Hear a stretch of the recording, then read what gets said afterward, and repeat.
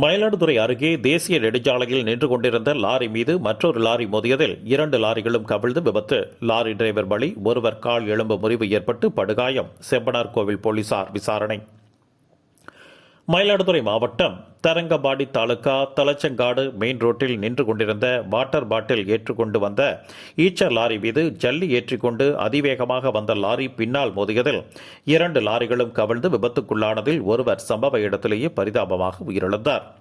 வேலூர் மாவட்டம் அரக்கோணத்தைச் சேர்ந்த மும்மூர்த்தி என்பவர் சென்னையிலிருந்து காரைக்காலுக்கு ஈச்சர் லாரியில் வாட்டர் பாட்டில்களை ஏற்றிக்கொண்டு வந்தபோது தலச்சங்காடு தேசிய நெடுஞ்சாலை திருப்பத்தில் லாரியை நிறுத்திவிட்டு கீழே இறங்கி நின்று கொண்டிருந்தார்.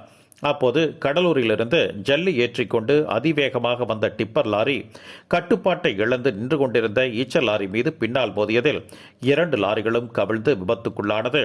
இதில் கீழே நின்று கொண்டிருந்த மும்மூர்த்தி லாரியில் சிக்கி பரிதாபமாக சம்பவ இடத்திலேயே உயிரிழந்தார். நின்று கொண்டிருந்த லாரி மீது மோதிய டிப்பர் லாரி டிரைவர் காரைக்கால் கோட்டுச்சேரியைச் சேர்ந்த பழனி என்பவருக்கு காலில் எலும்பு முறிவு ஏற்பட்டது.